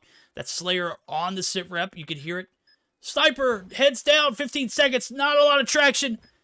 And I can't blame it because, look, Don not giving you anything to work with there, and that's going to be a 1-for-1 now as the side of FM420 even things up. But to be fair, this map is heavily favored the attacking side, so they need to put up at least 3 in order to feel good about going on to that defense. Well, we're going to see as things continue on here. We're all tied up 1-1. This one could absolutely still go either direction. And you can't count either of these teams out at this point. So it's going to be a tough one, but absolutely feasible. Tell you what's not feasible. This is an ego chow if I've ever seen one. Mojito catches Lydia on the transition. Now looking for blood from Balance, but absolutely falls for the bait. Balance falls back. Veery picks up the slack. Hits the shot. Quarter building not compromised anymore. And, you know, oh my, Boot, where even are you? You're at the bottom side of that P3 rotation and catches Veer on the rotation looking for some more action. And we got a 3v4, 1-player advantage in favor of the side of Illuminati. And now, a little bit of a standstill. Slayer looking for some frags here. Looking for that revenge frag from Boot. Boot not going to give him anything to work with. And about 55 seconds on the clock, Veer. Or not Veer, but Slayer. Balance looking to make the rotation over. Is a rather unorthodox push now as he's caught a little bit of a sight here on this A side of the map. Gracie does catch Don on the transition in 2v4 here. Balance is at a very, very awkward place. Does catch one. Boot doesn't. Ego chow off the rip, but does get taken down. And now it's a 1v1 because Balance was able to find one. Slayer was able to find one on the backside before he drops. Balance going to go ahead and get the bomb plant down. We're going to extend this clock to 42 and let these players duke it out in 1v1 fashion. Well, real question is who's going to come out on top here. A great climb up by Gracie. Going to find Balance. And that's going to be an easy A-side defuse. We're on mobile. There's no controller to... I guess your phone could die. Hey, yo! Yo, that might cost you more than a round, though, right? So we'll have to see as the 2-1 lead is in favor of Illuminati at this point. Gotta say, Gracie read him like a book there. That was a great play. Caught him on the transition up. Didn't pre-fire or didn't, you know, fire to give away his location. Some great trigger control. Simp gonna catch Mojito on the transition. A little bit of a car explosion, maybe. Yeah, definitely. But look at Gracie. Gandalf playing super aggressive. Has all the way up to... This is a lot. This is probably overextending. Catches Lydia on the transition. Oh, Gracie. Catches oh, balance, Gracie. but no! What? Oh, my... Why are they not both dead? Why are they not both dead? Oh, that's and guess pain. what? There's nobody there to get the refrag. Oh, Simp does get taken down. As you can see, Boot was able to capitalize on, you know, a little bit of a weak player who is regenerating. General Gore does reconnect. Not 100% sure what's going on with him. Called him a weak player. Well, I mean, he was Yikes. weak from the shots coming through from Hot takes, Gandalf. chat. Cancel verdict? Yes, 100%. Boot now going to be left all in zone balance.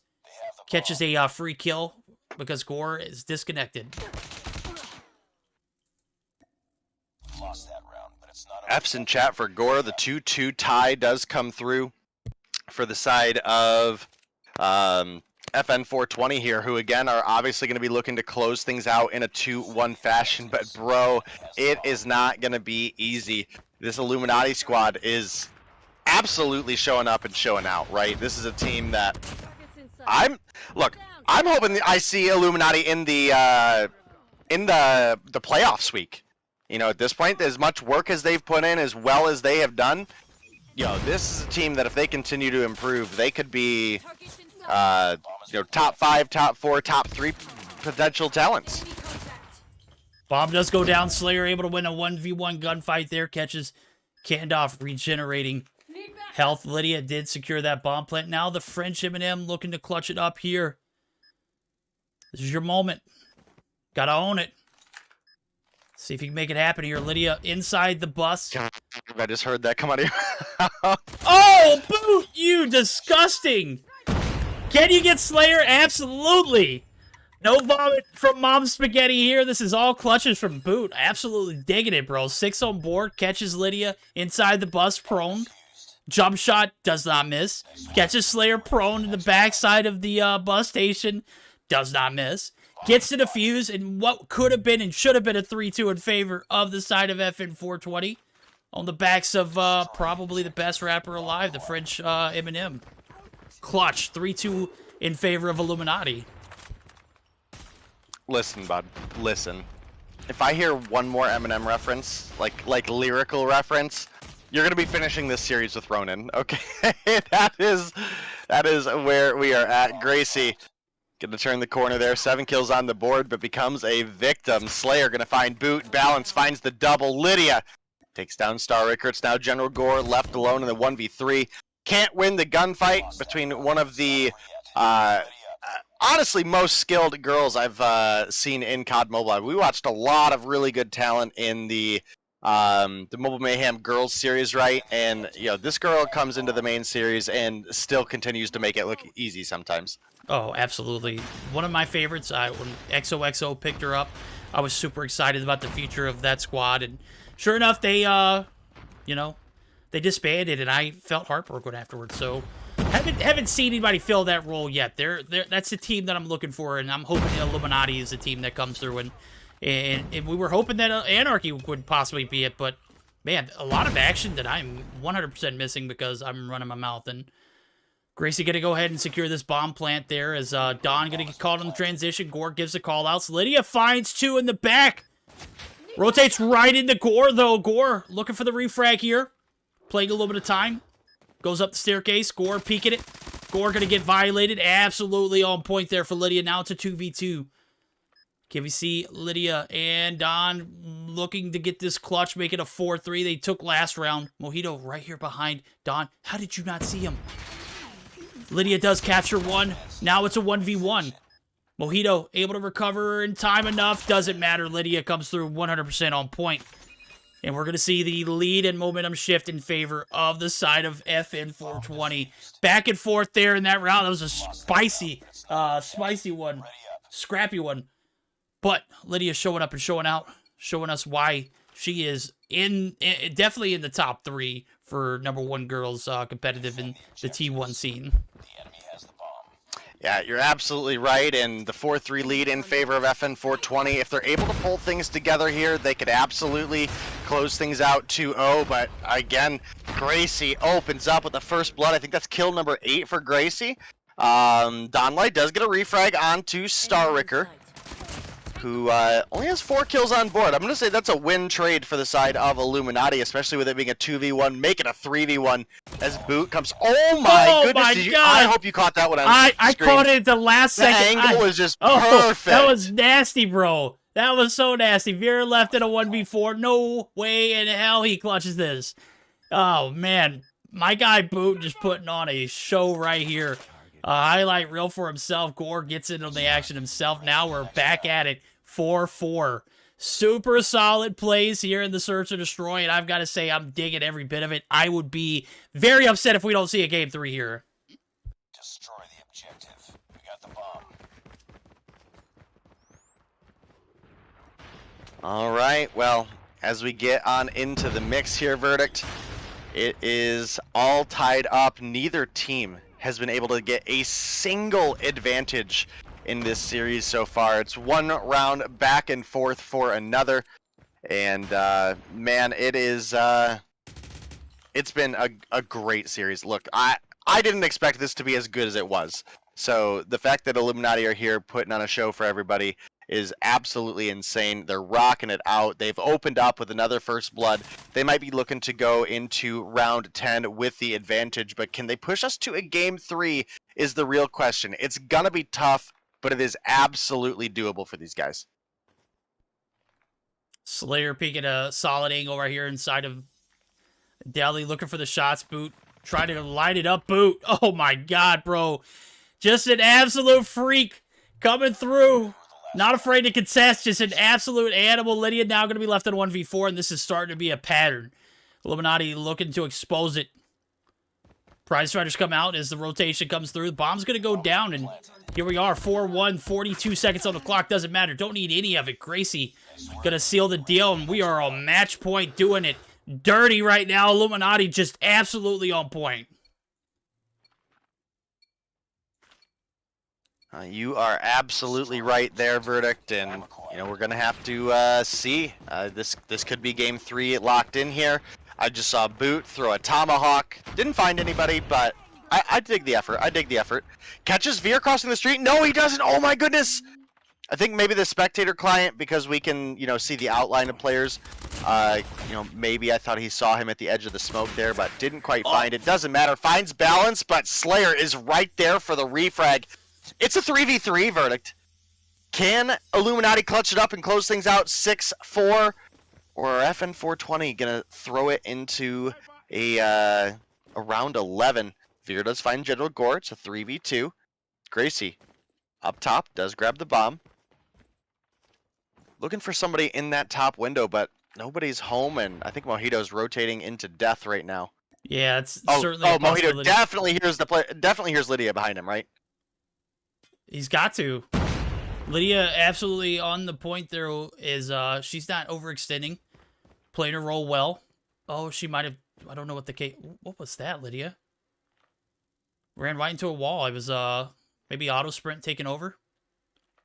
Sure enough. Quite possible. Quite possible. 40 seconds left on the clock now as Gandalf looking to make the rotation over. Does have the sniper in hand. It does have a Type 25 in secondary. Bro, if he would have hit that, I would have just been asking for a device check right there. He lined that shot up so perfectly. Just, I'm obviously kidding. But what's not kidding is the time is here. You've got to get this bomb plant down. You got to stick it. You can't risk a round 11. 15 seconds left on the clock is going to be extended. But guess what? Slayer does not miss. Mojito does find one. It's on him. Can Mojito clutch it up? 1v3 was reduced now as he was able to find one and caught Lydia inside of the bakery. 2 players push up. Slayer gonna fake defuse. Mojito does it take the bait? Question mark. Yes, he does. Slayer feeding him in. Now we are going to a round 11. Are we gonna see that Game 3, or are we going to see it end here in 2 days? It is coming down to the wire, and if you haven't done it already, go ahead and just lock it in. This is it. This is the moment of truth. Illuminati, do you have what it takes to take us to a game 3? Now, definitely hard to say, but we'll see. Veer's going to open up with first blood onto General Gore. Definitely a big kill there. Gore has been a sniper to contend with. 6 kills on the board, 6 and 9. Not having like the best game, but has certainly found some decisive picks in the series. But Veer finding Boot as well. That one might be this the nail in the coffin. And sure enough, with Slayer finding Starwicker, Balance finding Gracie. It's now Mojito left alone in a 1v5. Does win the gunfight against Slayer. Oh, no, the god timing! Catches another. Oh, the prize fighters. Why, Lydia? Why? You know what? They're looking for that clip where the Veer looking for the headshot. You can see the bomb's going to go down. Now we're just going to wait for the push out. Mojito going to smooth criminal his way down the staircase. Veer still holding back the back angles. You can see the rotations over from Balance looking to close off this rotation, but Mojito's going to get called out. No shots hit. Maybe one. Maybe like a graze. I don't know what that was. It was like 1 health. Don going to catch him on the transition. Don jump shots not OP, but Balance there on the transition. That is going to be a 6-5 game in favor of the side of FN 420 in a hell-fought battle for the side of Illuminati. Super unfortunate we didn't see that game 3, but I digged every moment of that search and destroy day. Yeah, you're absolutely right. A phenomenal series for these two teams, but just couldn't quite pull it together. And look, FN420, definitely a team we're going to be on the lookout for, right? But this Illuminati team was right there. 32 points, I believe it was, separated these teams in the hard point, if I remember correctly. And, man, coming down to a round 11. Taking FN420 to a round 11 is absolutely nuts. Thank you so much, Ghost, for your encouragement, but I don't want you on my screen right now. Oh, I got the same message. Kills, yeah, 12 kills coming through for Balance. 12 for Gracie as well. You look at the next contrast over. We've got Slayer with 11, Boot with 10, Lydia with 8, Mojito with 9, Don and Star both with 5, and Veer with 7, and General Gore coming through with 6. Such an close and intense battle for these two teams, and gotta say, that was an absolutely wild game. No, it was an absolutely wild way to end the night, too. A round 11 on a crossfire map for Search or Destroy. Obviously, we saw that side flip and everything just came crumbling down for Illuminati. Wasn't able to handle the pressure, and that is going to be our final game of the night, man. I hate that we have to call it this early. Usually, I'm seeing like, 4:30 end times for me, 5:30 your time. Obviously, you're jumping up and down in your seat, but we can't see you though, so super unfortunate. There is we've got a little bit of a shakeup on day 1 for the new rule set, or amendments to the rule set. A few more adjustments, a few more balancing tools coming through. And it didn't favor, the start the day off, but I gotta say, I think I like the direction that, Mobile Mayhem is heading in, trying to, push everything out that doesn't need to be there, and making sure that we see some of the cleaner gameplay. Quick fix out the window. Skulker and Hardline out the window. It was something that wasn't originally put in, but now is in addition to. And I think I like the legendary weapons making their way into the scene, or making their way back in. After one matchup, we saw it, reverted. So not 100% sure what the call was, but I'm on board with it. So we're going to take a look at the results from the day. If you're just now joining in, certainly was a banger. If you missed it, go back and watch the VOD. It was hella intense in that FN 420 and Illuminati matchup. So Nova Esports got the 2-0 win over Anarchy. Animus get the 2-0 over Elysium in a very decisive manner. And Omniscient get a free 20 points on the backs of a forfeit from Aphelion. So super sad for Aphelion. But, if you're Omniscient, you're just glad you got those 20 points, because the standings are looking a bit rough for them right now.